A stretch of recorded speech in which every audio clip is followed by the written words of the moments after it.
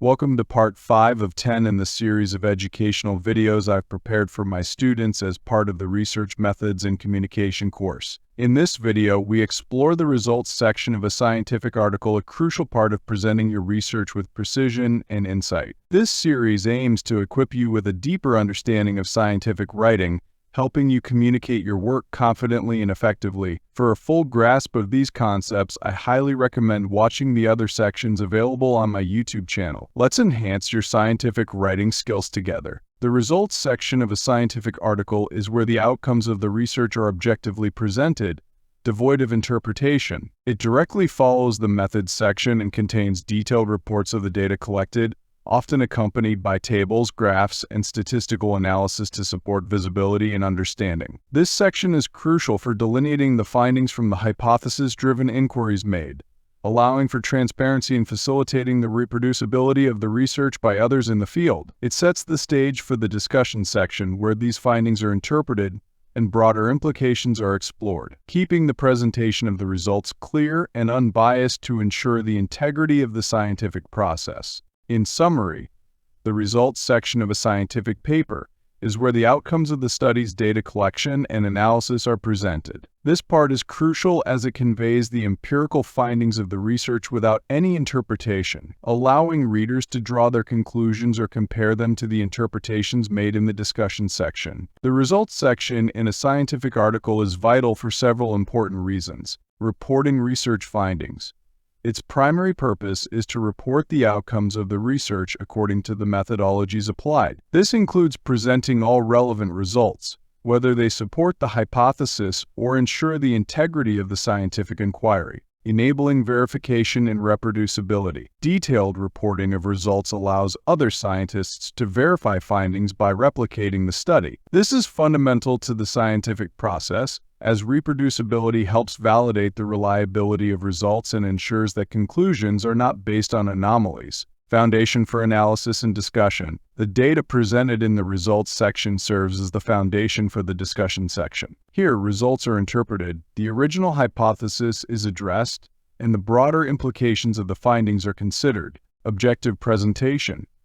By distinctly separating results from the discussion or interpretation, this section ensures an objective presentation of the data collected. This clarity and separation prevent the mixing of empirical findings with subjective interpretations, maintaining scientific objectivity, facilitating scholarly discourse. The clear presentation of results contributes to the broader academic discussion. It allows other researchers to compare these findings with their own, build on the existing data, or identify areas for further research, thereby driving the scientific field forward. Enhancing transparency.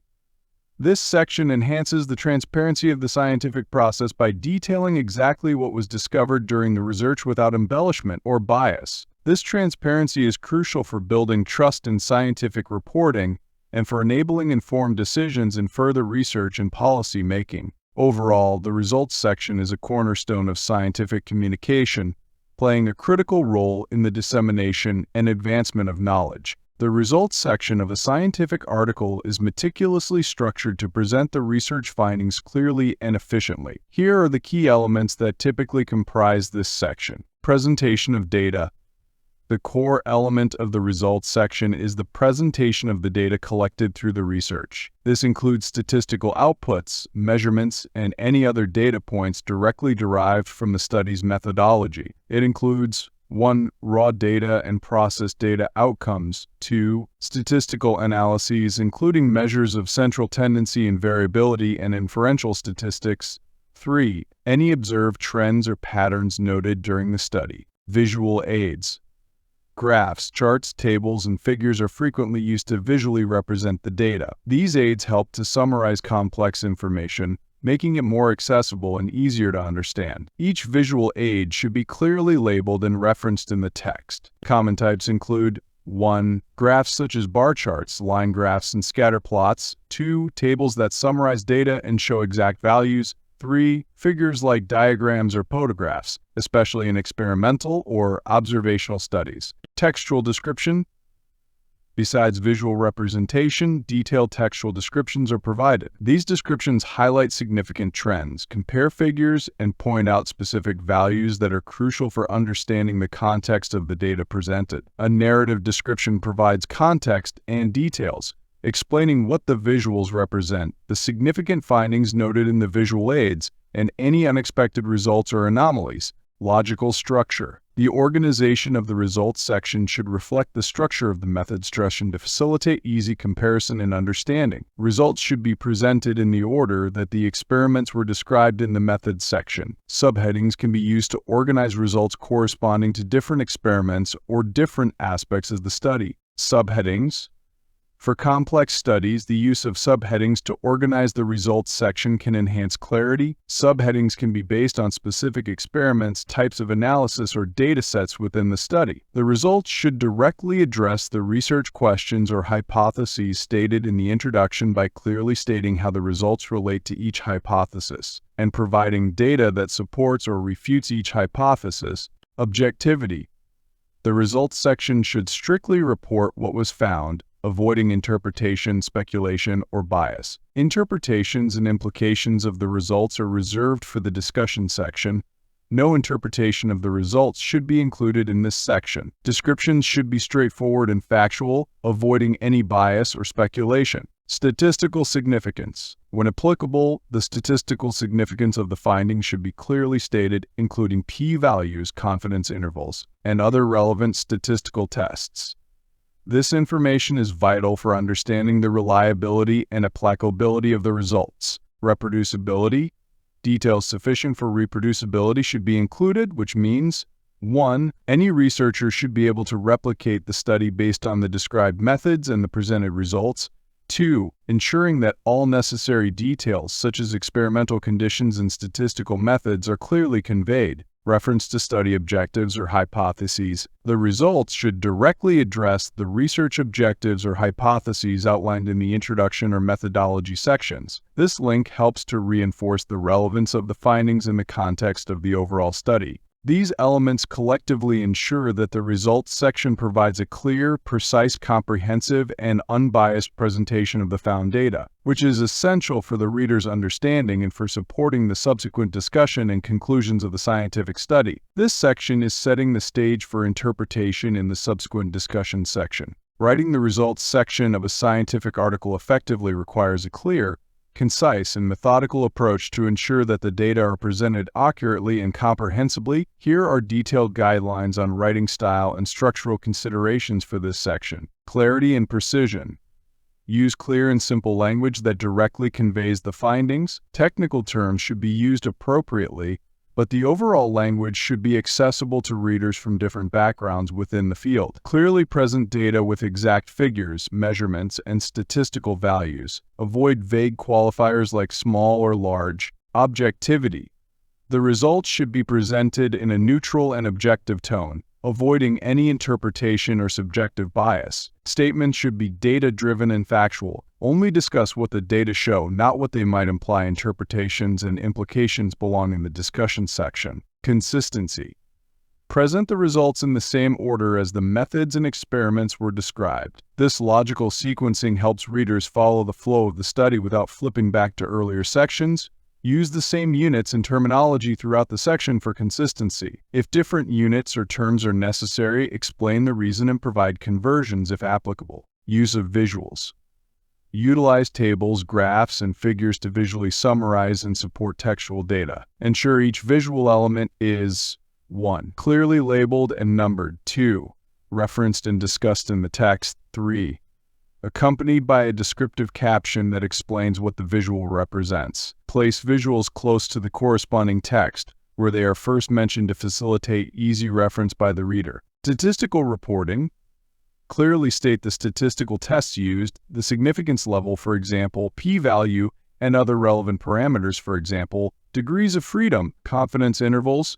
Be transparent about any data exclusions, anomalies, or unusual occurrences during the study. If data were excluded from the analysis, explain why. Conciseness and relevance.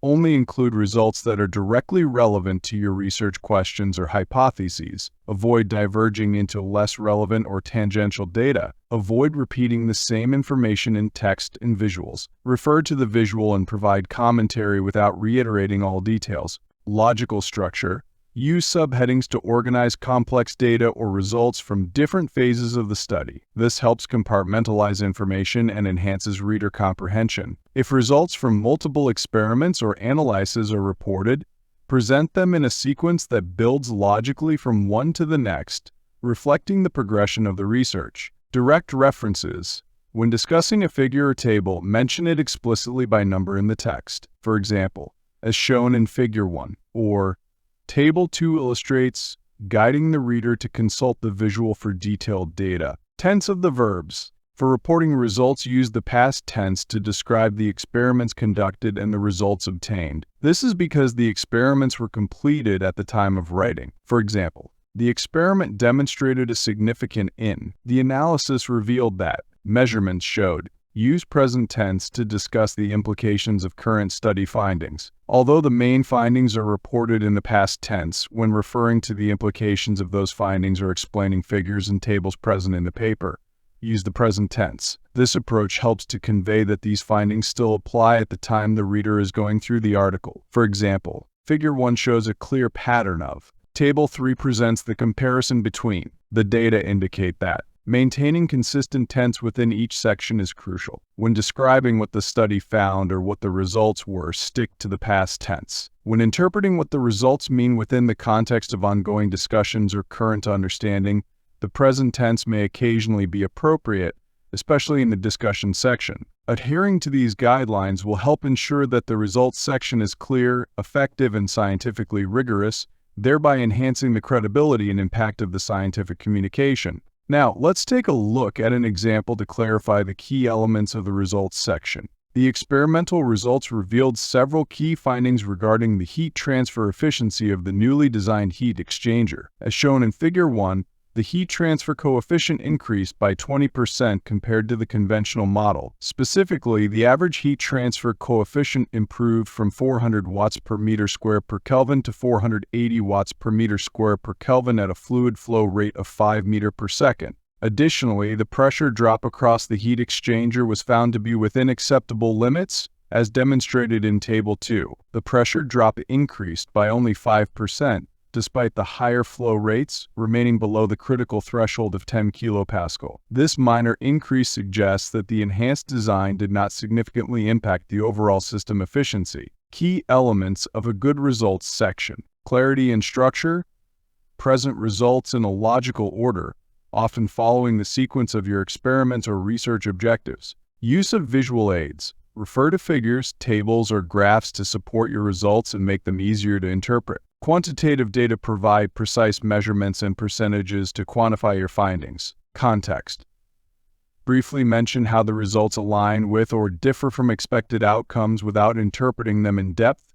This is typically reserved for the discussion section. Conciseness. Keep the language direct and focused on the data, avoiding unnecessary elaboration. You can adjust the format depending on the nature of your research or the specific field you're working in. The results section of the scientific article was thoroughly examined, as it provides the critical data that underpins the discussion section. This foundational analysis sets the stage for interpreting and contextualizing the findings. Now, let's proceed to review the discussion section, where these results are analyzed in greater depth. Thank you very much for thoroughly watching the results sections of Anatomy of an Academic Article. To deepen your understanding, I highly encourage you to watch the next video titled Anatomy of an Academic Article Discussion. This video provides a detailed overview of the key components essential to understanding the discussion section of academic article. Your engagement is appreciated, and I hope you find this video both informative and beneficial.